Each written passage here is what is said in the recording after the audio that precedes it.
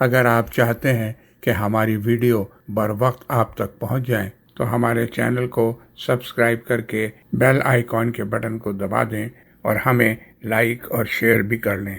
Thank you.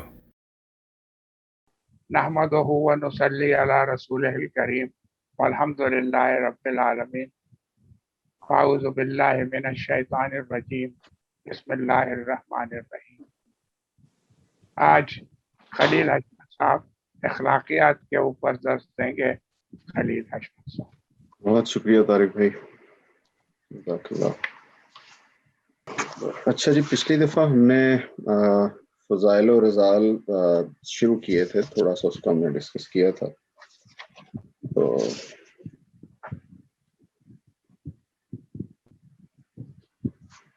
اس میں بس ایک سورہ بنی اسرائیل کی کچھ آیات ہیں جہاں سے وہ مطلب جو ٹاپک شروع ہو رہا ہے وہ آیات پڑھ دوں تو اس سے ایک طرح سے ریویژن بھی ہو جائے گی اور پھر اس سے ہم آگے چلیں گے۔ تو سورہ بنی اسرائیل کی آیات ہیں جی، میں ان کا ترجمہ پڑھ رہا ہوں ہمیشہ کی کتاب سے ہی۔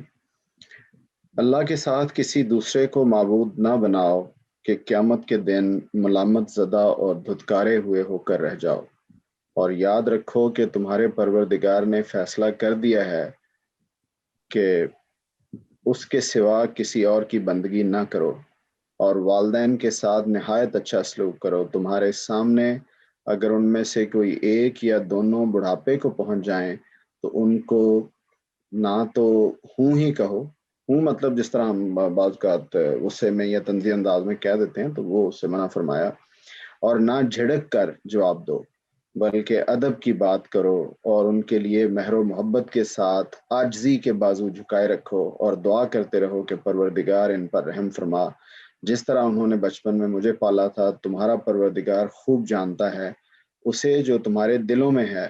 اگر تم سعادت مند رہو گے تو جان لو کہ پلٹ کر آنے والوں کے لیے وہ بڑا درگزر فرمانے والا ہے، یعنی یہاں پلٹ کر آنے والوں سے مراد توبہ کرنے والوں کے لیے۔ اگر تم سعادت مند رہو گے تو جان لو کہ پلٹ کر آنے والوں کے لیے وہ بڑا معاف کرنے والا ہے، درگزر فرمانے والا ہے۔ اور قرابت مند کو اس کا حق دو، اور مسکین اور مسافر کو بھی، اور مال کو اللے تللے نہ اڑاؤ، یعنی فضول خرچی نہ کرو، اس لیے کہ مال کو اس طرح اڑانے والے شیطان کے بھائی ہوتے ہیں، اور شیطان اپنے رب کا بڑا ہی ناشکرا ہے۔ اور اگر ان ضرورت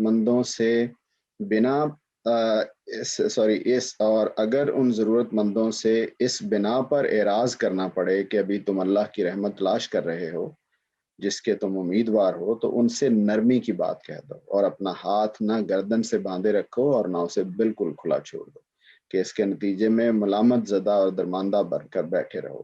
اس میں شبہ نہیں کہ تمہارا پروردگار جس کے لیے چاہتا ہے رزق کشادہ کرتا ہے، اور جس کے لیے چاہتا ہے تنگ کر دیتا ہے، اور اپنے بندوں سے باخبر ہے اور انہیں دیکھ رہا ہے۔ اور اپنی اولاد کو ناداری کے اندیشے سے قتل نہ کرو، ہم انہیں بھی روزی دیتے ہیں اور تمہیں بھی، اس لیے ان کا قتل بہت بڑا جرم ہے۔ اور زنا کے پاس نہ جاؤ، اس لیے کہ وہ کھلی بے حیائی اور بہت بری راہ ہے، اور جس جان کی حرمت اللہ نے قائم کر دی اسے ناحق قتل نہ کرو، اور یاد رکھو کہ جسے مظلومانہ قتل کیا جائے اور اس کے ولی کو ہم نے اختیار دیا، پھر اسے بھی چاہے کہ قتل میں حدود سے تجاوز نہ کرے، اس لیے کہ اس کی مدد کی گئی ہے، اور یتیم کے مال کے قریب نہ پھٹکو، ہاں مگر اچھے طریقے سے، یہاں تک کہ وہ پختہ عمر کو پہنچ جائے، اور عہد کی پابندی کرو، اس لیے کہ عہد کے بارے میں پوچھا جائے گا۔ اور پیمانے میں دو تو پورا بھر کر دو، اور تولو تو ٹھیک ترازو سے تولو، یہی بہتر ہے، اور انجام کے لحاظ سے بھی یہی اچھا طریقہ ہے۔ اور اس چیز کے پیچھے نہ پڑو جسے تم نہیں جانتے، اس لیے کہ آنکھ، کان اور دل، ان میں سے ہر ایک کی پرسش ہونی ہے۔ اور زمین میں اکڑ کر نہ چلو، اس لیے کہ تم نہ تو زمین کو پھاڑ سکتے ہو اور نہ پہاڑوں کی بلندی کو پہنچ سکتے ہو، ان میں سے ہر چیز کی برائی تمہارے پروردگار کے نزدیک سخت ناپسندیدہ ہے۔ تو یہ وہ حکمت ہے جو تمہارے رب نے تمہاری طرف وحی کی ہے، اسے مضبوطی سے پکڑو، اور آخر میں ایک مرتبہ پھر سن لو کہ اللہ کے سوا کسی کو معبود نہ بناؤ، اس کے نتیجے میں راندہ اور ملامت زدہ ہو کر جہنم میں ڈال دیے جاؤ گے۔ تو یہ ان آیات کا ترجمہ ہے جو ابھی ہم نے اس کو پڑھا ہے، ترجمہ اس کا۔ تو سب سے پہلی بات اس میں یہ ہے کہ جو ابھی ہم ڈسکس کر رہے تھے وہ یہ ہے کہ شرک جو ہے وہ بہت بڑا جرم ہے، ہم سب جانتے ہیں، بلکہ سورہ نساء کی آیت کا بھی ترجمہ ساتھ ہی دیا ہوا ہے، سن لیجئے وہ بھی۔ اللہ اس چیز کو نہیں بخشے گا کہ جانتے بوجھتے اس کے شریک ٹھہرائے جائیں، اس کے نتیجے میں اس کے نیچے البتہ جو کچھ ہے جس کے لیے چاہے گا اپنے قانون کے مطابق بخش دے گا۔ اور حقیقت یہ ہے کہ اللہ کے شریک ٹھہراتا ہے، جو بھی اللہ کے شریک ٹھہراتا ہے اس نے ایک بڑے گناہ کا افتراء کیا ہے۔ یعنی اللہ تعالیٰ کا شریک جو ہے ٹھہرانا ظاہر ہے بہت بڑا جرم ہے۔ ہمیں صرف اللہ تعالیٰ کی بندگی کرنی ہے، اللہ تعالیٰ کو اپنا معبود ماننا ہے۔ اب اس میں کچھ چیزیں جو ہیں وہ مطلب ہمیں ذرا دیکھنی ہے کہ ہم کس طرح سے یعنی اس شرک سے بچ سکتے ہیں، شرک اصل میں کیا ہے۔ تو یہ شرک اصل میں اللہ تعالیٰ کے ساتھ کسی دوسرے کو اگر الہ بنا دیا جائے تو قرآن اپنی اصطلاح میں اسے شرک کہتا ہے۔ اس کا مطلب کیا ہے کہ کسی کو خدا کی ذات سے یا خدا کو کسی کی ذات سے سمجھا جائے، یعنی خلق میں یا مخلوقات کی تدبیر امور میں کسی کا کوئی حصہ مانا جائے، اور اس طرح کسی نہ کسی درجے میں ہم اسے اللہ تعالیٰ کا ہمسر بنا دیں، تو ظاہر ہے کہ یہ شرک ہے۔ تو اب ظاہر ہے اس کی بڑی شکلیں ہم سب جانتے ہیں کہ جو کچھ جو ایون مسلمانوں میں بھی، نان مسلمس میں بھی کس طرح جو ہے وہ شرک کا ارتکاب ہو رہا ہے۔ لیکن وہ ساری جو عام طور پر ہماری اس میں پرسیپشن ہے شرک کے بارے میں، جو وہ تو ہم جانتے ہیں کہ ظاہر ہے ہمیں کسی سے مانگنا نہیں ہے، کسی کو خدا کا درجہ نہیں دینا، یہ سب باتیں ہم جانتے ہیں۔ تو اس سے آگے بڑھ کے یہ بھی ہمیں خیال رکھنا ہے، جس طرح مطلب یہ ایک بات بھی لکھی ہوئی ہے گاندھی صاحب نے انہوں نے یہاں پہ کہ ان عقائد کے ماننے والوں کے ساتھ بالعموم یہ بھی مانتے ہیں کہ ان ہستیوں کو خدا نے یہ حیثیت دے رکھی ہے کہ یہ جب چاہیں کسی غیب پر مطلع ہو سکتی ہیں اور اپنی سفارش سے اللہ تعالیٰ کے فیصلوں کو دنیا اور آخرت میں تبدیل کرا سکتی ہیں۔ یہ اب دیکھیے یہ کس قسم کا یہ شرک ہے، کتنی بڑی جسارت ہے یہ جو لوگ کرتے ہیں اس میں۔ اور اسی طرح پھر فرمایا سورہ النمل میں کہ کہہ دو زمین و آسمان میں کوئی بھی اللہ کے سوا غیب سے واقف نہیں، اور جنہیں یہ حیثیت دی جاتی ہے انہیں تو پتہ بھی نہیں کہ کب اٹھائے جائیں گے۔ اب سوچئے ذرا، یعنی جن کو ہم یہ سمجھ رہے ہوتے ہیں، ہم سے مطلب جو بھی لوگ اس کو یہ سمجھ رہے ہوتے ہیں کہ ان کے پاس بھی غیب کا علم ہے، تو اللہ تعالیٰ نے بڑا اچھا اس کا جواب دے دیا ہے کہ ان کو تو یہ نہیں پتا کہ وہ کب اٹھا لیے جائیں گے، کب ان کی واپسی کا جو سفر ہے وہ شروع ہو جانا ہے، اور تم ان سے امید رکھ کے بیٹھے ہو کہ اور تم ان کے بارے میں یہ سوچتے ہو کہ ان کو یہ سب کچھ پہلے ہی پتا ہے، ان کے پاس غیب کا علم ہے جسے ہم جانتے ہیں۔ اسی طرح پھر ظاہر ہے کہ جو تصویریں اس طرح کی بنائی جاتی رہی ہیں، جن کی میرا مطلب ہے پرستش کی جاتی تھی، یا نعوذ باللہ خدا کا آپ سمجھیں کہ مجسمہ اس کو بنانے کی کوشش کی جاتی رہی، اس کے اوپر بڑی سخت تنقید ہے۔ ظاہر ہے وہ ایک بہت بڑا گناہ ہے، شرک ہے، اور اسی لیے بخاری کی حدیث ہے، فرمایا کہ اس طرح کی تصویریں جو لوگ بناتے ہیں انہیں قیامت میں عذاب دیا جائے گا اور ان سے کہا جائے گا کہ اس میں جو کچھ تم نے بنایا ہے اسے اب زندہ کرو۔ تو یہ بھی ظاہر ہے ایک بڑی بہت بڑا سینسٹیو ایشو ہے یہ، اس کا بھی پورا خیال ہمیں رکھنا ہے۔ تو اس کا تعلق کوئی آج کل کی عام تصویروں سے نہیں، اس میں ظاہر ہے کہ ڈفرینٹ اسکول آف تھاٹ ہیں، کئی لوگوں نے تو بالکل ہی اس میں کر دیا کہ جی ہم کوئی بھی تصویر نہیں بنوا سکتے، ایون وہ اپنی تصویر کھینچنے کو بھی جو ہے وہ سمجھتے ہیں کہ یہ ہمیں نہیں کھینچنی چاہیے، اور وہ سمجھتے ہیں کہ اسی حدیث کی بنیاد پر۔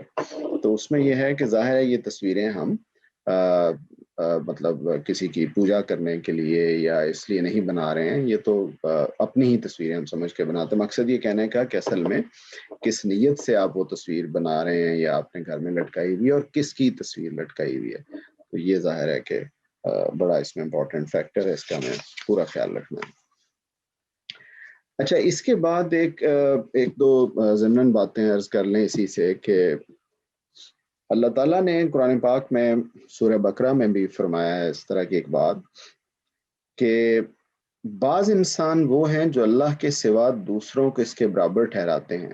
اب سنیے یہاں سے ذرا، ان سے ایسی محبت کرتے ہیں جیسی محبت اللہ سے کرنی چاہیے، اور جو ایمان والے ہیں وہ اللہ ہی سے سب سے زیادہ محبت کر لیں.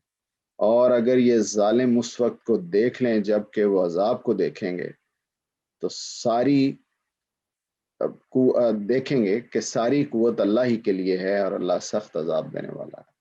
اب آپ سوچئے کہ یعنی یہ بڑی بات مطلب آج کل ہم دیکھ سکتے ہیں، اس کو ہم اپنی زندگیوں میں محسوس کر سکتے ہیں کہ کس طرح انسان اپنی فطرت اور اپنی حالات کے لحاظ سے ایک ایسی مخلوق ہے کہ جو ہر وقت ایک خارجی سہارے کی تلاش میں رہتی ہے. یعنی ایک ایسی ہستی ہے کہ جو ایک ایسی ہستی ہمیں چاہیے، ہم سب اس کی تلاش میں رہتے ہیں جو ہماری ان کمیوں کی تلافی کرے، جو اس کے لیے اعتماد کی یقین فراہم کرے. کسی کو اس حیثیت سے اپنی زندگی میں شامل کرنا، اس کو معبود بنانا. یعنی یہ بات سمجھ نہیں کیا بڑی، جب آدمی کسی ہستی کو اپنا معبود بناتا ہے تو اس کے بعد لازمی طور پر ایسا ہوتا ہے کہ آدمی کی محبت اور عقیدت کے جذبات اس کے لیے خاص ہو جاتے ہیں. آدمی عین اپنی فطرت کے لحاظ سے مجبور ہے کہ وہ کسی نہ کسی سے حب شدید کرے، یعنی انتہائی محبت کرے، اور جس سے کوئی شخص حب شدید کرے وہی اس کا معبود بھی ہے. یہ مولانا وحید الدین خان صاحب نے لکھا ہوا ہے، تو یہ میں انہی کے الفاظ پڑھ رہا ہوں.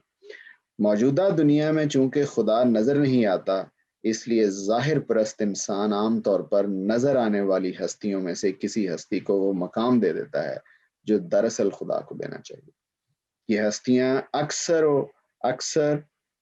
وہ سردار یا پیشوا ہوتے ہیں جن کو آدمی بڑا سمجھ لیتا ہے، اور پھر وہ دھیرے دھیرے لوگوں کی توجیحات کا مرکز بن جاتے ہیں، اور اس طرح ان کے گرویدہ ہو جاتے ہیں لوگ، جیسا کہ گرویدہ انہیں صرف خدا کا ہونا چاہیے.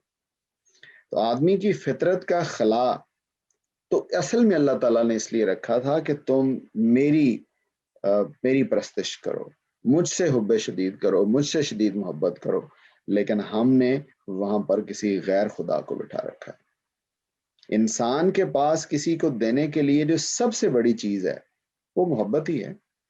ایسی حالت میں یہ ممکن نہیں کہ کوئی شخص خدا جیسی باکمال ہستی کو پائے اور اس کی خدمت میں محبت سے کم تر درجہ کی چیز کوئی پیش کر سکے. ایسا ممکن نہیں. محبت سے کم تر چیز نہ تو خدا قبول کرتا ہے اور نہ ہی کسی انسان کے لیے جائز ہے کہ وہ خدا کے حضور میں محبت سے کم کسی چیز کا نذرانہ پیش کرے. اپنی چیزوں سے کم تر چیز کا ہدیہ خدا کو پیش کرنا صرف اس بات کا ثبوت ہے کہ آدمی نے خدا کو اس کے جلال و کمال کے ساتھ پایا ہی نہیں. ہم نے تو خدا کو آپ یوں سمجھیے کہ ایک روایتی عقیدے کے تحت سمجھا، اور اسی طرح ہی پھر ہم نے اپنی جو نمازیں ہیں، ہماری جو عبادات ہیں، وہ بھی ایک روایات کا حصہ بن کے رہ گئی. آپ کبھی دیکھیے اس وقت، یعنی ہم اپنے معاشرے میں دیکھیے، ہمیں اپنے گریبانوں میں ہم لوگ جھانکیں تو کس طرح، یعنی مولانا وحید الدین صاحب بھی لکھتے ہیں کہ آج اگر ہم کسی انسان سے بات کریں، اس کے پاس بیٹھیں تھوڑی دیر، تو آپ دیکھیں گے کہ لوگوں کے پاس دوسرے انسانوں کے لیے بہت تعریفیں. یعنی کسی کے پاس بیٹھیں تو وہ اپنے بیٹے کی تعریفیں شروع کر دے گا، اس میں وہ ایسا آپ سمجھیں کہ تعریفوں کے پل باندھ دیں گے اپنے بیٹوں کے لیے، اپنے بیٹے کے لیے، کوئی اپنے باپ کے لیے، کوئی اپنی کسی اور عزیز کے لیے.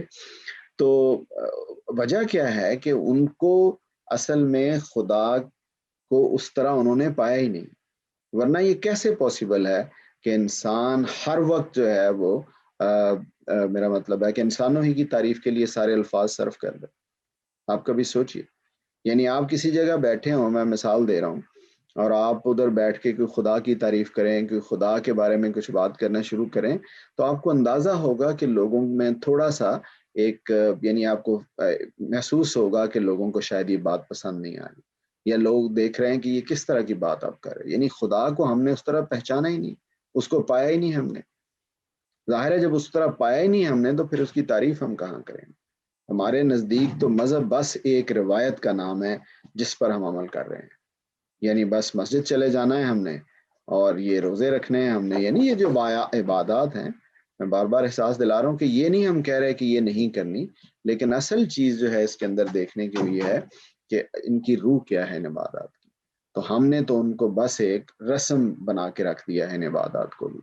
تو ہم خدا کو نہ تو وہ درجہ ہم نے کبھی دیا ہے اور نہ دیتے ہیں.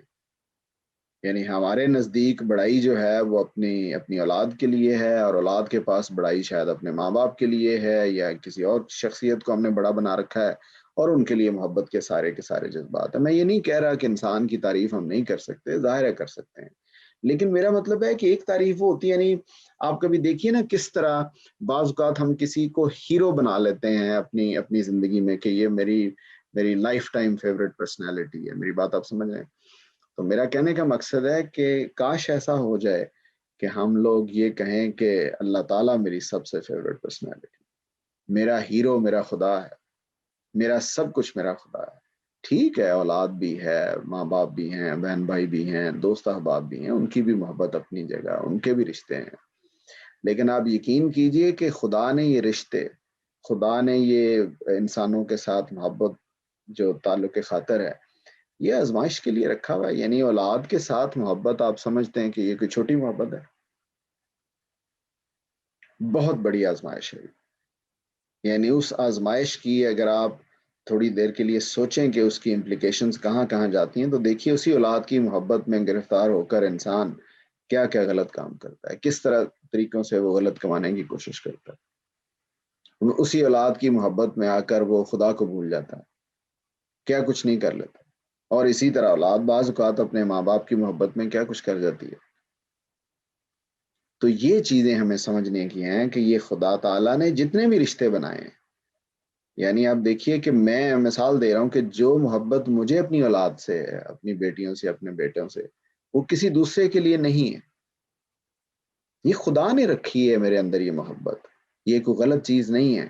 لیکن ہمیں یہ بس یاد رکھنا ہے کہ یہ محبت برائے آزمائش ہے. یہ اولاد کوئی ہمیشہ کے لیے نہیں دے دی. مولانا وحید الدین صاحب کے الفاظ اس طرح کے مجھے یاد ہے ابھی بھی، وہ کہتے ہوتے ہیں کہ بس یہ سمجھ لیجئے کہ یہ جو اولاد ہے، یہ ایک دوسرا انسان آپ کے ذریعے سے دنیا میں آ گیا. بس اللہ تعالیٰ نے آپ کو اس کا ذریعہ بنا دیا اس دنیا میں لانے کا، اور اس کے علاوہ پھر ظاہر ہے وہ آپ کی آزمائش ہے. تو ہم اس کو اصل سمجھ لیتے ہیں، ان کو سہارا بنا لیتے ہیں اپنا، ہر لحاظ سے نفسیاتی سہارا اپنا بنا لیتے ہیں. تو یاد رکھیے کہ سب سے بڑا سہارا ہمارا خدا ہی ہے. ہمیں اولاد کو اولاد کی جگہ پر رکھنا ہے اور خدا کو خدا کی جگہ پر رکھنا ہے. تو یہ بات بہت اچھی طرح سے سمجھیے. جہاں آپ بیٹھیں خدا کی تعریف کریں. یعنی کھانے کی ٹیبل پہ بیٹھے ہیں، میں ایسے ہی اس کی ایک پریکٹیکل مثال آپ کو دے رہا ہوں. کھانے کی ٹیبل پہ بیٹھے ہیں، کھانا بہت اچھا بنا ہوا ہے، تو آپ شروع یہاں سے کیجئے تعریف کہ قربان جاؤں اس مالک کے، اس خالق کے، جس نے یہ چیزیں پیدا کی، جس نے یہ پیاز، یہ بھنڈیاں، یہ کریلے، یہ چیزیں، یہ ٹماٹر، یہ چیزیں پیدا کی، ان میں کیا کیا ذائقے رکھے، اور پھر مجھے ان ذائقوں کو محسوس کرنے کے لیے مجھے ٹیسٹ برڈز دیے. سبحان اللہ. یعنی یہ تعریف کریں اس وقت، پریکٹیکلی کریں یہ تعریف، چاہے کوئی بچے بیٹھے ہوں پاس یا بیوی بیٹھی، یہ تعریف کریں، اور اس کے بعد یہ کہیں کہ ہاں بیگم آپ نے بھی کھانا، آپ نے بھی اللہ تعالیٰ کی بنائی ہوئی چیزوں کو بڑے احسن طریقے سے مکس کر دیا، تو آپ کی بھی تعریف ہونی چاہیے. لیکن اصل تعریف کا مستحق خدا ہی ہے. یعنی بیگم صاحبہ نے کیا کیا، اس نے تو ان چیزوں کو لے کے مکس کر دیا بس. یعنی اس کی تعریفوں کے لیے ہمارے پاس بڑے الفاظ ہیں. اور جس نے وہ پیاز بنایا ہے، سوچئے ذرا، جس نے وہ جو کچھ بھی ہم بناتے ہیں کھانے میں، آپ دیکھیے ذرا، یعنی ان کے انگریڈینٹس، اس کی تعریف کے لیے ہمارے پاس الفاظ نہیں. اس کی وجہ ہے کیا ہے کہ خدا اس وقت ہمارے سامنے نہیں ہے، اور ہم جو ہے وہ صرف نظر آنے والی چیزوں پہ عام طور پر نظر ہماری اٹک جاتی. تو ذرا اس سے نکلیے 2 منٹ کے لیے، کبھی سوچئے ان چیزوں کو دیکھ کے کہ وہ کیسی عظیم ہستی ہے. وہ صرف آزمائش کے لیے چھپا ہوا ہے. یعنی میں یہ مثال دیتا ہوتا ہوں کہ دیکھیے اصل جو محبت ہے نا، اس کا اندازہ ہی اس وقت ہوتا ہے کہ جب آپ کی غیر موجودگی میں کوئی آپ کا اچھا نام لے، کوئی مطلب آپ سامنے نہیں، میں مثال دے رہا ہوں کہ آپ کا بیٹا ہے یا آپ کی بیٹی ہے اور آپ سامنے نہیں ہے، اور اس کے باوجود وہ بیٹا ہے یا وہ بیٹی آپ کی تعریفیں کر رہی ہے، آپ کی کہی ہوئی باتوں کا خیال رکھ رہی ہے. یعنی آزمائش کا کیسا خوبصورت نظام ہے. میں نے پہلے بھی ایک آدھ دفعہ یہ مثال دی ہے کہ دیکھیے آپ کا بیٹا ہے، آپ اس کا اوبیڈینس ٹیسٹ کرنا چاہتے ہیں، تو اس کا بیسٹ طریقہ کیا ہو سکتا ہے اوبیڈینس کا؟ یہ بیسٹ طریقہ نہیں ہوگا کہ میں اگر بیٹھا ہوں اور میرے سامنے میرا بیٹا بیٹھا ہے تو وہ میری ساری باتیں مانی جا رہا ہے، تو یہ میرے خیال میں اس طرح کی اوبیڈینس کا صحیح مطلب ٹیسٹ نہیں ہو سکتا ہے. یہ اس طرح کا ٹیسٹ نہیں ہو سکتا. اس کا سادہ طریقہ یہ ہو سکتا ہے، مثال کے طور پر آپ نے اپنے گھر میں کچھ سیکرٹ کیمرے لگائے ہیں اور بیٹے کی فیوریٹ چیز اس کے کمرے میں رکھ دی ہے آپ نے. مثال کے طور پر وہ کوئی کھانے والی چیز ہے، کوئی آپ سمجھیے کہ کوئی جنک فوڈ ہے، اس کے کمرے میں رکھ دیا ہے اور آپ جا رہے ہیں اور بیٹے سے کہہ رہے ہیں کہ بیٹا اس کو ہاتھ نہیں لگانا، یہ کھانا نہیں کھانا، میں منع کر رہا ہوں آپ کو، یہ آپ کے لیے اچھا نہیں. یہ کہہ کے آپ گھر سے چلے جائیں. اب آپ دیکھیے کہ آپ تو دیکھ رہے ہیں اس کو، فرض کریں وہ کیمرے آپ کے موبائل فون کے ساتھ لنکڈ ہیں، تو آپ دیکھ رہے ہیں کہ وہ بیٹا کیا کر رہا ہے پیچھے سے. اصل محبت کا اور اوبیڈینس کا پتہ چلے گا. ایک بیٹا وہ ہے کہ وہ گھر سے نکلیں اور وہ کہے گا بس ابا جی تو ہے نہیں، بس ٹھیک ہے اب کھاؤ جو مرضی کرو. اور دوسرا وہ بیٹا ہے اس کا بہت دل کر رہا ہے، بار بار اس کا دل للچا رہا ہے، اس کا ہاتھ جا رہا ہے اس کھانے کی طرف، لیکن وہ ہاتھ روک رہا ہے. وہ اپنے ہاتھ کو خود ہی دوسرے ہاتھ سے روک رہا ہے پکڑ کے کہ نہیں، میرے باپ نے جس سے مجھے اتنی محبت ہے، جو مجھ سے بڑی محبت کرتا ہے، اس نے مجھے منع کیا ہے. وہ کہہ رہا تھا بیٹا یہ تیرے لیے اچھا نہیں ہے تو نہیں کھانا میں، کہ میرے باپ نے منع کر دیا. تو آپ سوچئے اس باپ کی کیا حالت ہوگی کہ میرا بیٹا میرا کہنا مانتا ہے، اتنا اوبیڈینٹ ہے، اس کے پتہ ہے کہ میں گھر نہیں ہوں، میں اس کو نہیں دیکھ رہا ہوں، اور اس کے باوجود اس نے میرے کہنے پہ سب سے اپنا فیورٹ کھانا جو ہے وہ چھوڑ دیا. اب آپ اپلائی کیجئے اس کو اپنے اور خدا کے رشتے کے ساتھ.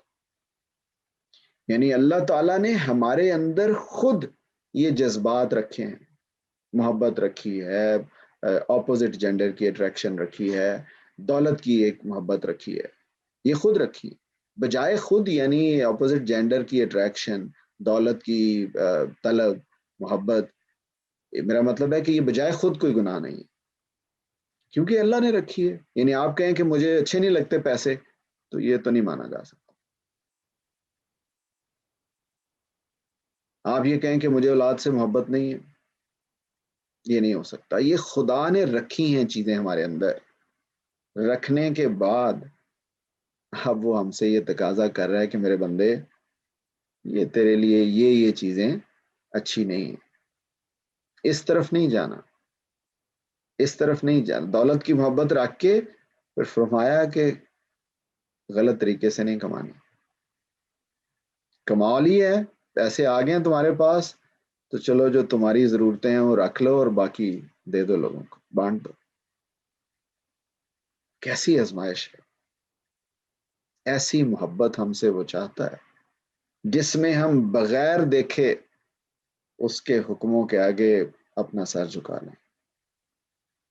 ایسی محبت ہم سے وہ توقع کر رہا ہے مالک ہمارا. اسی لیے تو وہ سامنے نہیں ہے. سچی بات ہے. یعنی آج اگر اللہ تعالیٰ ہمارے سامنے ظاہر ہو جائیں ادھر، کس کی مجال ہے؟ یعنی کوئی جرت کر سکتا ہے کوئی بات کرنے کی؟ تو وہ تو تھوڑی دیر کے لیے ہماری آنکھوں سے چھپا ہوا ہے. کیوں چھپا ہوا ہے؟ صرف اس محبت کا ٹیسٹ کرنے کے لیے کہ میرے بندے میں تیرے سامنے نہیں ہوں، میری چیزیں تیرے سامنے ہیں. ایک ایک ہوا کا جھونکا تجھے میری یاد دلاتا ہے، ایک ایک کھانے کی چیز جب تم کھاتے ہو، ایک ایک پھل، میرے موسم، ایک ایک چیز اس دنیا کی تمہیں میری یاد دلا رہی ہے. بس میں تیرے سامنے نہیں ہوں کیونکہ میں ٹیسٹ کرنا چاہ رہا ہوں تجھے کہ تو مجھے بغیر دیکھے کیا جو میں نے تمہیں حدیں لگا دی ہیں تمہارے اوپر، کچھ لمٹس رکھ دی ہیں ہر چیز کی، کیا تم ان کی پاسداری کرتے ہو؟ دنیا میں ہم یہی کرتے ہیں نا. آپ سوچئے کہ ہم کس طرح اپنے ہاں کیسے محبت کے ہمارے کیا پیمانے ہیں، آپ مجھے بتائیے. آپ دیکھیے ہمارے دوستوں میں، رشتہ داروں میں کیا باتیں ہوتی ہیں. لوگ اس طرح کی فکریں بولتے ہیں، یہ جی سامنے اس طرح کر رہا ہے، میری بات تو یہ اس طرح سوچتا ہے میرے بارے میں، یہ اس طرح کہتا ہے لوگوں سے. میں مثال دے رہا ہوں آپ کو. اور اگر آپ کو یہ پتہ چل جائے کسی پیمانے سے کہ اس کے دل میں کیا ہے، سوچئے. یعنی وہ آپ کی غیر موجودگی میں کیا کرتا ہے آپ کے بارے میں. تو خدا کے ساتھ تعلق میں جو ہمارا حقیقی منعم ہے، ایک ایک چیز اس مالک کی ہمارے اوپر احسان ہے. کتنی نعمتیں دی ہیں، کیا کچھ دیا ہے. لیکن اب مسئلہ یہی ہے کہ ہم ان سب کو لے کے بس یہ بیٹھ گئے ہیں کہ یہ شاید ہمارے پاس ادھر ہمیشہ رہیں گی. ایسا نہیں. یہ میں بار بار دلاتا رہوں گا. کچھ دوست شاید اس کو محسوس کریں کہ یہ ریپیٹیشن ہے چیزوں کی، لیکن بات ہی ایسی ہے کہ اس کو بار بار کہا جائے تو شاید مجھے بھی یاد رہ جائے یہ بات کہ یہ سب کچھ جو اس نے دے رکھا ہے ہمیں، یہ اس نے ایسے نہیں دے دیا ہوا، یہ آزمائش کے لیے دیا ہوا. اسی لیے تو پھر وہ واپس لے لیتا.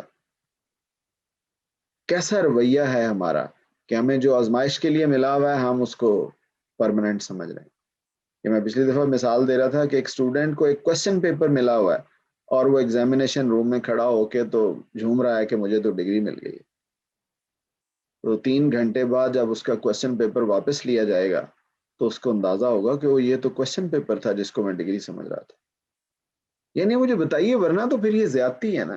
یعنی یہ لوگ عام طور پر بڑا کوشچن کرتے ہیں کہ جی اللہ تعالیٰ نے یہ تو زیادتی کر دی ہے کہ مجھے جو ہے نا وہ اچھی صحت نہیں دی، فلاں بندے کو اچھی صحت دی ہوئی، مجھے جو ہے وہ غریب بنا دیا، فلاں کو امیر بنا دیا، تو یہ اللہ نے تو زیادتی کر دی. نعوذ باللہ، لوگ ایسی باتیں کرتے ہیں. تو ان کو روک کے 1 منٹ بتائیے کہ تھوڑے دن ٹھہر جاؤ ذرا، اینڈ دیکھو کیا ہے. میں پچھلی دفعہ بھی کہہ رہا تھا کہ جس طرح ہم ایک مووی ہے اس کا اینڈ دیکھنا چاہ رہے ہوتے ہیں نا، تو اس کا بھی ہمیں اینڈ دیکھنا چاہیے کہ اینڈ کیا ہے.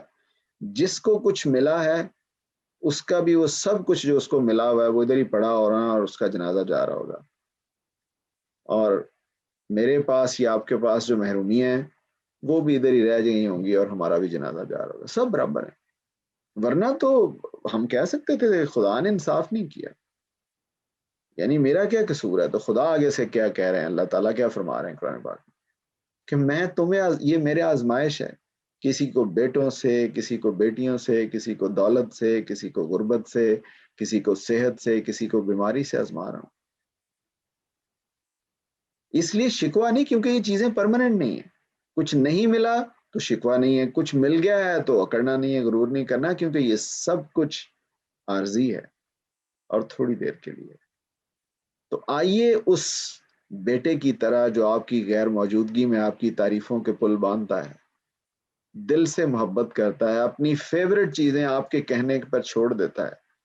آئیے اس اچھے بچے کی طرح اپنے خدا کے بن جائیں آج سے. نہیں بھی نظر آ رہا تو آئیے رک جائیں. نہیں یار، میرے مالک نے روک دیا یہ کام نہیں کرنا ہے تو بڑا وہ پسند کا کام ہمارا، بہت اچھا لگتا ہے، لیکن نہیں کرنا. اور پھر جب آپ نہیں کریں گے تو آپ یقین کیجئے جس طرح آپ وہ موبائل لے کے جس میں آپ اپنے بیٹے کی ویڈیو لائیو دیکھ رہے ہیں، آپ شاید اپنے دوستوں کو دکھا رہے ہوگے اگر آپ ان میں بیٹھے ہوں گے کہ دیکھو میرا بیٹا، میں نے آج اسے کہا تھا کہ یہ نہیں کھانا تو وہ میرے کہنے پر اس نے اپنا سب سے جو اس کی فیورٹ جنک فوڈ ہے اس نے چھوڑ دیا. دوستوں کے ساتھ آپ شیئر کریں گے یہ بات.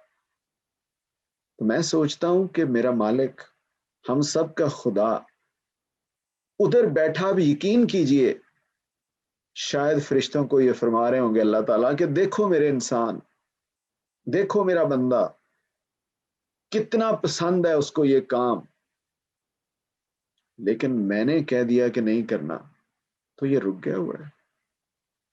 کتنا دل کر رہا ہے اس کا مثال کے طور پر کہ یہ دولت اس کے سامنے ایک سائن اس نے کرنے غلط طریقے سے یہ لے سکتا ہے. کتنی اس کے دل میں محبت ہے اس دولت کی، کتنی اس کو مثال کے طور پر ضرورت ہے، لیکن صرف میرے کہنے پر کہ یہ نہیں لینی اور وہ رک گیا ہوا، اس نے اپنے ہاتھ کو روک لیا ہے، تو تم پوچھتے ہو فرشتوں سے، شاید اللہ تعالیٰ یہ کہتے ہوں گے کہ تم پوچھتے ہو یہ جنتیں اتنی بڑی بڑی جو میں نے بنائی ہیں کس کے لیے بنائی ہیں؟ تو یہ میرا وہ بندہ ہے، یہ میرا وہ انسان ہے جس کے لیے یہ بادشاہیاں میں نے بنائی ہیں۔ تو آئیے ہم اپنے خدا کو وہ موقع دیں کہ جس میں وہ خوش ہو سکے ہم سے، کہ واقعی مالک ہم تیرے تابع فرمان ہیں۔ اب ذرا ہم دیکھیے کہ ہماری کیا سچویشن ہے۔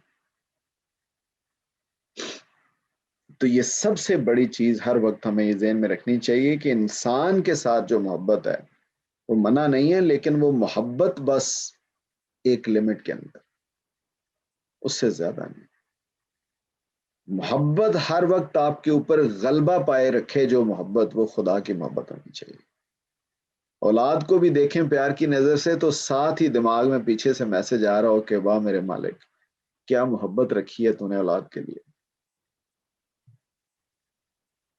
کھانا کھانے بھی بیٹھیں تو سوچیں ایک منٹ میں، دل ہی دل میں، یعنی اس کے لیے لفظ بھی ضروری نہیں ہے، کیونکہ وہ تو ایسا مالک ہے، وہ تو ایسا ہمارا خالق ہے کہ وہ میرے دل کی سرگوشیوں کو جانتا ہے۔ اس کے لیے تو الفاظ بھی نہ ملیں تو کوئی بات نہیں، جہاں آپ سمجھیں کہ میں الفاظ ادا نہیں کر سکتا، آپ کے دل کی سرگوشیوں کو وہ سن رہا ہے۔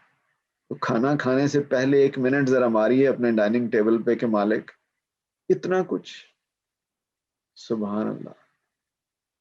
یہ ہمارا اگر مزاج بن جائے، موسم چلے تو اس کو انجوائے کرنے سے پہلے، جس کے لیے ہم لفظ بولتے ہیں انجوائے کر رہے ہیں، جی ہاں کرنا چاہیے انجوائے، لیکن اس انجوائمنٹ کی ارینجمنٹ کرنے والے کو بھی ذرا یاد کیجئے، کیا بات ہے، کتنا سہانا موسم ہے، اس کی تعریف بھی کیجئے اور ساتھ یہ بھی کہیے کہ مالک ایسے ہی موسم میرے لیے ہمیشہ ہمیشہ کے لیے مقدر کر دے، ایسا ہی سہانا موسم ہمیشہ ہمیشہ کے لیے میرے لیے مقدر کر دے، ایسے ہی نظارے میرے لیے مقدر کر دے ہمیشہ کے لیے۔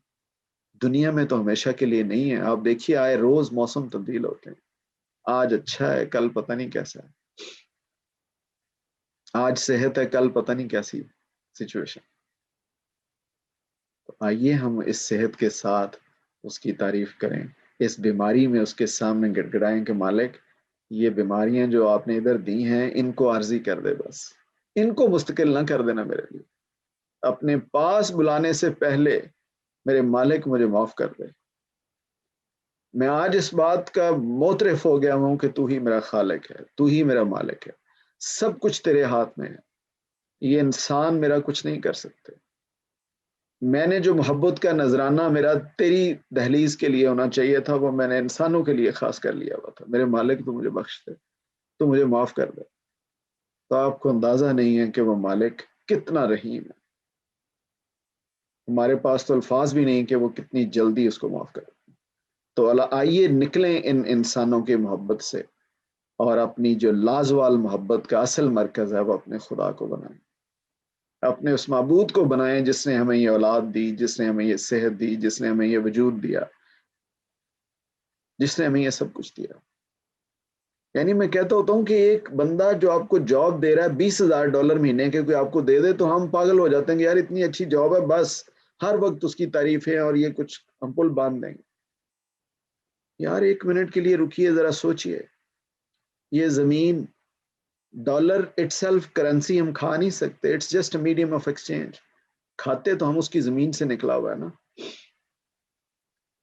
صحت، یہ شخصیت، کیا کچھ، میرا وجود اٹ سیلف، یہ اس نے دیا ہے۔ آئیے ذرا اس سے محبت کر کے دیکھیں، یقین کیجئے وہ ہمیں ناکام نہیں لوٹائے گا۔ وہ اتنا باوفا ہے، وہ اتنی قدر کرنے والا ہے کہ اس کا اندازہ نہیں کر سکتے۔ دنیا میں تو ہوتا ہے نا، دنیا پھر مزے کی بات ہے کہ دنیا کی محبتوں کا ہم مزہ بھی چکھ لیتے ہیں، روز چکھتے ہیں کسی سے پوچھیے آپ تو بعض انسان آپ کو ملیں گے وہ اولاد کے رویے سے ان کو دکھ ہو رہا ہوتا ہے کہ میں نے اس اولاد کے لیے اتنی تکلیفیں اٹھائیں، میں نے ان سے اتنی محبت کی، ان کو پڑھایا، ان کے لیے میں نے یہ جابز کی، اور اب آپ دیکھیں آگے سے کیا کر۔ تو میں تو یہ سمجھتا ہوں ذاتی طور پر کہ یہ ایک اور مالک کی طرف سے یہ نشانی ہے شاید، کہ دیکھ لیا تم نے اپنی دنیا میں جو تم نے محبتوں کا انجام دیکھ لیا تم نے، تو اپنی آخری محبت خدا کو بنا لیجئے کہ بس وہ میرا آخری سہارا ہے، اس کے علاوہ کوئی سہارا نہیں، اور اس یقین کے ساتھ بنائیے کہ وہ ہمیں ناکام نہیں لوٹائے گا، ہمیں شرمندگی نہیں اٹھانی پڑے گی۔ ایسی محبت کرنے والی ہستی ہے وہ تو انتظار کر رہا ہے ہمارا کہ آ جاؤ بندے، ہم بدقسمت ہیں، ہمیں فرصت ہی نہیں ہے شاید۔ تو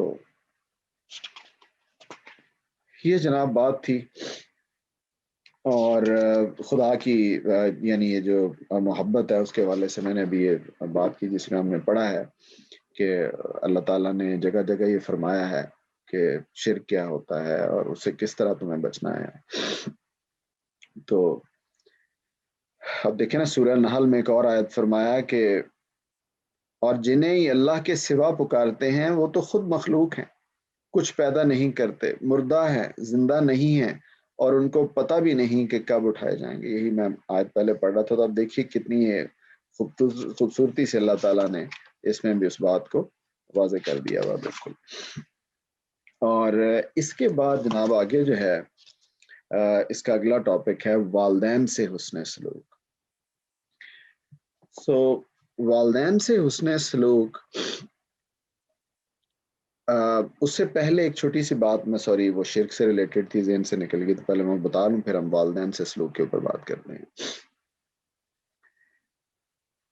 اس دنیا میں سب سے بڑا جو خلاف واقع بات ہے وہ یہی ہے کہ انسان اللہ کے سوا کسی اور کو اتنی بڑائی کا درجہ دے دے۔ تو یہ اللہ کے نزدیک سب سے بڑا جرم، یعنی سادہ بات دو لفظوں میں، یہ مولانا وحید الدین صاحب کے الفاظ میں لگا ہوں بولنے، انہوں نے فرمایا کہ اگر تو آپ اپنے آپ کو بڑا سمجھتے ہیں تو یہ کبر ہے، تکبر جسے ہم کہتے ہیں، اور اگر وہ آپ کسی دوسرے کو بڑا قرار دے دیں تو اسے شرک کہا جائے۔ یہ وحید الدین صاحب کے الفاظ ہیں۔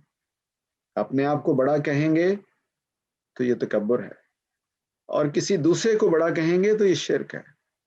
بڑا بس ایک ہی ہے، بڑا بس میرا خدا ہی ہے۔ تو آئیے ذرا والدین سے حسن سلوک کے بارے میں اللہ تعالیٰ نے فرمایا وہ بھی دیکھ لیں، اور ہم نے اس میں آیت پڑھی ہے، ہم نے سورہ لقمان میں اللہ تعالیٰ نے پھر فرمایا کہ ہم نے انسان کو اس کے والدین کے بارے میں نصیحت کی ہے، اس کی ماں نے ضعف پر ضعف اٹھا کر اس کو پیٹ میں رکھا اور اس کا دودھ چھڑانا 2 سال میں ہوا، ہم نے اس کو نصیحت کی ہے کہ میرے شکر گزار رہو اور اپنے والدین کا شکر بجا لاؤ، بالآخر پلٹنا تو میری ہی طرف ہے۔ تو اب دیکھیے کہ اللہ تعالیٰ نے، یعنی یہ آزمائش صرف ماں باپ کی ہی نہیں ہے، ماں باپ کی آزمائش آپ دیکھیے نا، یعنی اولاد سے محبت، ذمہ داریاں ان کی پوری کرنا، ان کی تربیت کرنا،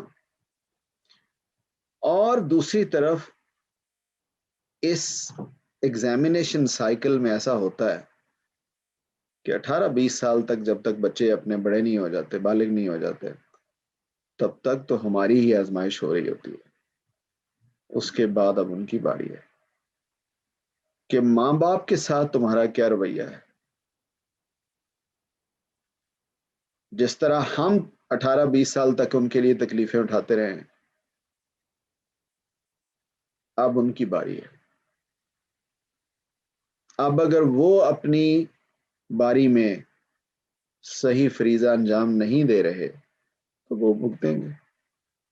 اس میں ایک بات کا خیال رکھیے، یہ گاندھی صاحب نے فرمائی اپنے ایک میں ریکارڈنگ دیکھ رہا تھا پچھلے دنوں، یعنی اولاد کو آپ نے بڑا کیا ہے، ان کے لیے محنت کر رہے ہیں، ان کے لیے آپ تکلیفیں اٹھا رہے ہیں، ان کی پرورش کے لیے، ان کی ضرورتوں کے لیے، ان کی تربیت کے لیے، تو اب ہماری والدین کی چھوٹی سی غلطی یہ ہوتی ہے کہ ہم اس کے ریسپانس میں، یعنی نیچرل ہے کہ ہم پھر شکوہ شروع کر دیتے ہیں جی اولاد میرے ساتھ یہ کر رہی ہے اور میں نے ان کے ساتھ یہ کیا. تو غامدی صاحب کہتے ہیں کہ آپ یہ مت سوچیے، آپ ان سے توقع ختم کر دیجیے. یہ آپ نے جو کیا ہے یہ آپ نے اس کا اجر اولاد سے لینا ہے، اس لیے نہ کیجیے. اس کا اجر اس مالک سے لینا ہے ہمیں. ساری توقعات اپنے مالک سے لگائیے اجر کی. اولاد سے توقع لگا لی آپ نے کہ میں نے اچھا کیا تو اب یہ جواباً مجھے بھی اچھا کریں. نہ کریں. کرنا چاہیے ان کو اچھا، یہ اللہ تعالیٰ نے ہدایت دی ہے کہ والدین کے ساتھ احسان کر وہی اختیار کرو. لیکن اگر وہ نہیں کر رہے تو ہمیں ان کے ساتھ برے نہیں ہونا، پھر اچھے ہی رہنا. کیونکہ ہم تو اس لیے کر رہے ہیں، یہ ذہن میں رکھ کے کر رہے ہیں، اس لیے نہیں کہ وہ میرا بیٹا ہے تو میں یہ کر رہا ہوں. یعنی ظاہر ہے وہ تو اس لیے کر رہا ہوں، میرا مطلب ہے جو اصل پیغام ہے وہ یہ کہ میرے خدا نے اس اولاد کو میری جھولی میں ڈالا ہے مجھے ٹیسٹ کرنے کے لیے، تو میں تو اپنے خدا کے لیے یہ کام کر رہا ہوں. مجھے تو اپنا جو بدلہ لینا ہے ان چیزوں کا اپنے خدا سے لینا ہے.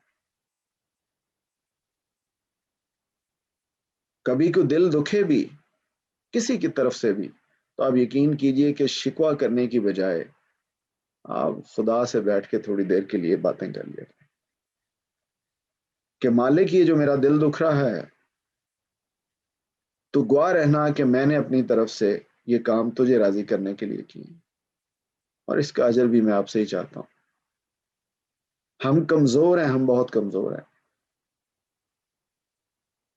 تو یہ احساس رکھنا چاہیے بچوں کو بھی اس بات کا کہ آج باپ جس جگہ پر بیٹھا ہے اسی جگہ کل انہوں نے بھی بیٹھنا. یہ احساس اگر سب کے اندر آ جائے معاملات ٹھیک ہو جائیں گے. اللہ تعالیٰ نے ان کی آزمائش شروع کر دی ہے، یعنی جب وہ بالغ ہو گئے ہیں تو بس اب ان کا کام شروع ہے کہ وہ اپنے والدین کے ساتھ کیا رویہ رکھتے ہیں. تو اللہ تعالیٰ نے بڑا اچھا اس میں سمجھایا ان کو کہ اپنے والدین کا تم نے کس طرح خیال رکھنا.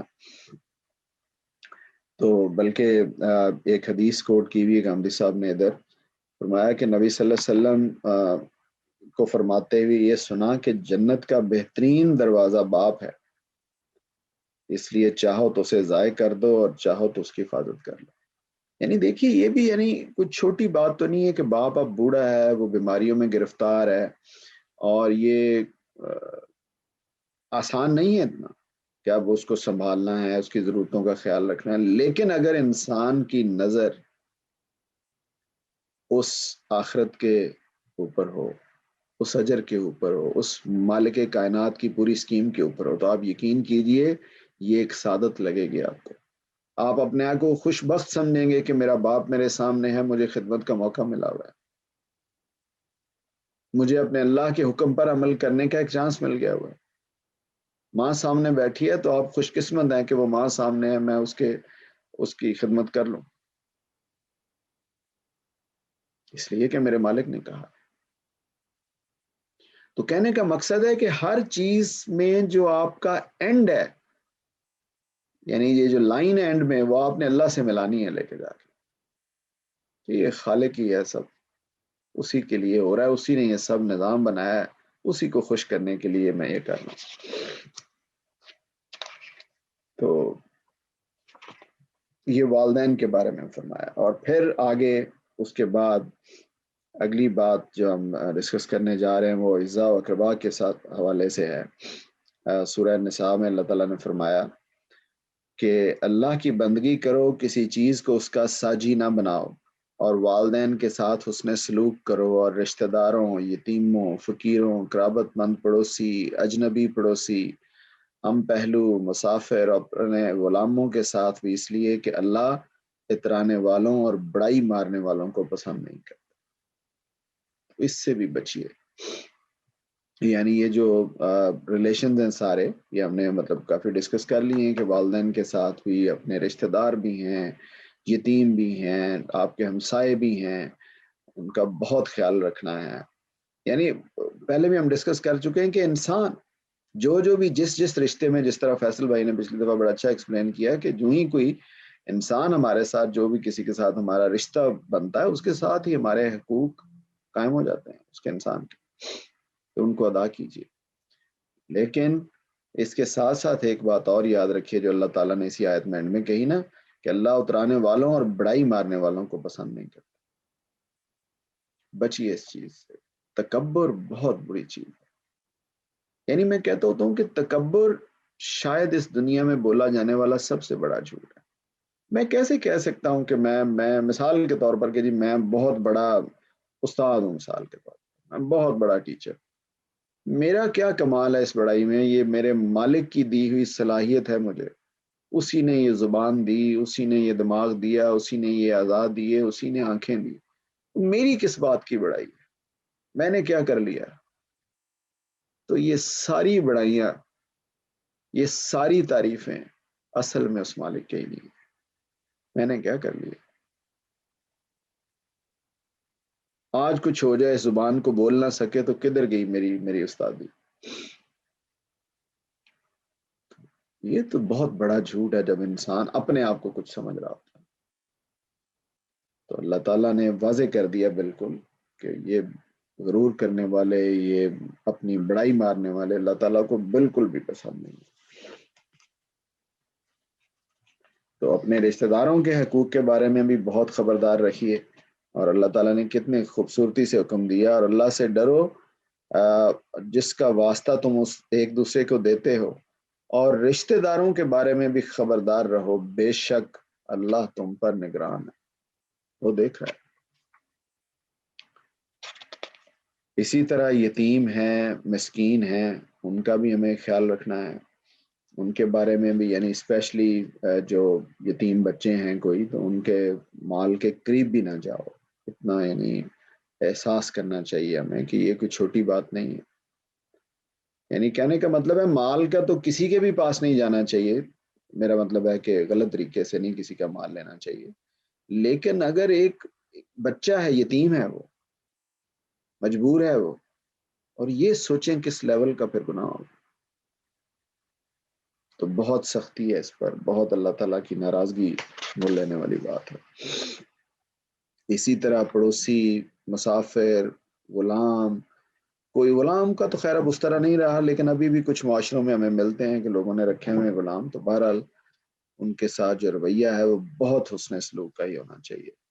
پھر اسی طرح اللہ تعالیٰ کی راہ میں جو انفاق ہے وہ بہت ضروری ہے. اللہ تعالیٰ نے سورہ المنافقون میں فرمایا کہ ہم نے جو روزی تمہیں دی ہے اس میں سے خرچ کرو، اس سے پہلے کہ تم میں سے کسی کی موت کا وقت آ جائے اور وہ اس وقت کہے کہ پروردگار تو نے مجھے تھوڑی سی مہلت اور کیوں نہ دی کہ میں خیرات کرتا، اور اس کے نتیجے میں تیرے نیک بندوں میں شامل ہو جاتا. آپ سوچیے، یعنی اس وقت اندازہ ہوگا نا، جب آنکھ بند ہو جائے گی اور مالک سامنے ہوگا اور ملاقات ہوگی، کیا کیا معاملات ہوں گے ادھر. سوچیے ذرا.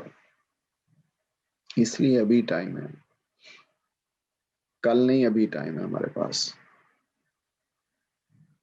جتنا ہو سکے دیجیے، رشتہ داروں کو دیجیے، ہمسایوں کا خیال رکھیے. بھول جائیے، یہ بھی ہمارے ہاں پتہ نہیں کہاں سے لوگوں نے یہ کانسیپٹ سیکھ لی ہیں کہ نہیں جی وہ تو مثال کے طور پر کوئی اور فرقہ ہے یا کوئی اور مذہب کا لوگ. نہیں، جو بھی ہیں انسان ہیں، پوچھیے ان کو طریقے سے. کسی کی کوئی ضرورت آپ محسوس کرتے ہیں تو ضروری نہیں ہوتا اگلے کو یہ بتا کے کہ میں آپ کی ضرورت میں آپ کی مدد کر رہا ہوں، بہانے سے دے دیجیے. عید آ رہی، مثال کے طور پر آپ کہیں جی ہمارے کلچر میں ہے کہ ہم عید میں ہمسایوں کو کھانا کھلاتے ہیں. میں ایک مثال دے رہا ہوں، دیجیے ان کو. اس کے ایک تو اللہ تعالیٰ خوش ہوں گے، دوسری طرف لوگوں کے ذہنوں میں سے یہ کانسیپٹ نکلے گا کہ یہ لوگ شاید برے ہی ہوتے ہیں. یہ بھی ایک طرف سے یہ دعوت کا سلسلہ بھی شاید بن جائے کہ خدا کو ماننے والے ایسے لوگ ہوتے ہیں. جہاں کہیں جس کی ضرورت محسوس ہو، جتنا آپ کر سکتے ہیں کیجیے، اس سے آگے بڑھ کے کیجیے. یہی دیا ہے جو پھر کام آنا ہے ہمارے. اور پھر سورہ توبہ میں دیکھیے کتنا اللہ تعالیٰ نے سخت آیات ہیں، یقین کیجیے سنیے. اور جو لوگ سونا اور چاندی ڈھیر کر رہے ہیں، سونا چاندی ظاہر ہے لٹرل میننگ میں میرا مطلب ہے اس وقت لوگوں کے لیے دولت ہوتی تھی، اور اب ہم جانتے ہیں کہ اب تو پراپرٹیز اور جو بھی، یعنی صرف سونا چاندی کی بات نہیں ہے، دولت میرا مطلب ہے. اور جو لوگ سونا اور چاندی ڈھیر کر رہے ہیں اور اسے اللہ کی راہ میں خرچ نہیں کرتے، انہیں ایک دردناک عذاب کی خوشخبری دو اس دن جب ان کے اس سونے اور چاندی پر جہنم کی آگ دہکائی جائے گی، پھر اس سے ان کی پیشانیوں، ان کے پہلوؤں اور ان کی پیٹھوں کو داغا جائے گا. یہ ہے جو تم نے اپنے لیے ذخیرہ کیا، تو اب چکھو اس کا مزہ جو تم جمع کرتے رہے ہو. سوچئے، یہ ایگزیکٹ ٹرانسلیشن ہے سورہ توبہ کی آیت کی.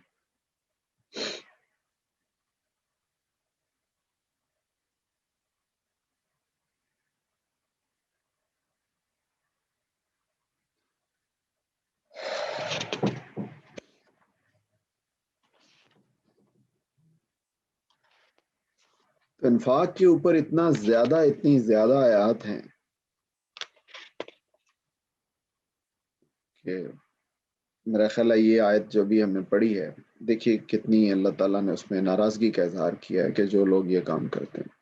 تو اس لیے آپ دیکھیے اپنی ضرورتیں کیا ہیں. ظاہر ہے اپنی حال کی، مستقبل کی اپنی ضرورتیں دیکھنی ہوتی ہیں انسان کو، لیکن ہم سب جانتے ہیں کہ ایک حد تک ضرورتوں کے بعد ہمارے پاس اگر کچھ ایکسٹرا ہے تو وہ پھر دوسروں کا حق ہے، جتنا ہو سکتا ہے دیجیے. اور میں پھر کہہ رہا ہوں کہ یہ ضروری نہیں ہے کہ اگلے کو بتایا جائے کہ میں کو تمہاری مدد کر رہا ہوں. ایسے طریقے سے دیجیے کہ اس کو بھی محسوس نہ ہو کہ میری مدد کی جا رہی ہے، بڑے احسن طریقے سے. اور اس کے لیے نہیں کر رہے، اصل میں ہم اپنے لیے کر رہے ہیں. جس طرح والدین کئی دفعہ تنگ ہو کے، میں مثال دیتا ہوتا ہوں کہ بچوں کو، مجھے ابھی بھی یاد ہے ہماری والدہ محترمہ جب کبھی بچپن میں نہیں پڑھتے تھے تو کہنا کہ یہ پتر میرے اوپر کوئی احسان نہیں کرو گے، اگر پڑھو گے تو اپنی زندگی سنوارو گے. میں سوچتا ہوں کہ ایسے اللہ تعالیٰ نے بھی قرآن پاک میں ایک جگہ اس طرح کی آیت آتی ہے کہ یہ جو تم اچھے کام کرتے ہو، یہ جو تم کر رہے ہو، یہ اپنے لیے کر رہے ہو، یعنی یہ کوئی اللہ تعالیٰ کے اوپر احسان کر رہے ہیں. وہ تو ان چیزوں سے بے نیاز ہے، یہ تو اس کی رحمت ہے کہ اس نے ہمیں یہ موقع دیا. تو اس لیے اللہ پر کوئی احسان نہیں ہے، نہ ہی کسی انسان پر کوئی احسان ہے. یہ اصل میں ہم اپنے لیے کر رہے ہیں. اللہ تعالیٰ ہمیں ایسے مواقع دیں کہ جس میں ہم یہ کام کر سکیں. جزاک اللہ جی. یہیں سے انشاءاللہ پھر ہم لوگ کنٹینیو کریں گے نیکسٹ ویک. اگر آپ چاہتے ہیں کہ ہماری ویڈیو بر وقت آپ تک پہنچ جائیں تو ہمارے چینل کو سبسکرائب کر کے بیل آئیکن کے بٹن کو دبا دیں اور ہمیں لائک اور شیئر بھی کر لیں. Thank you.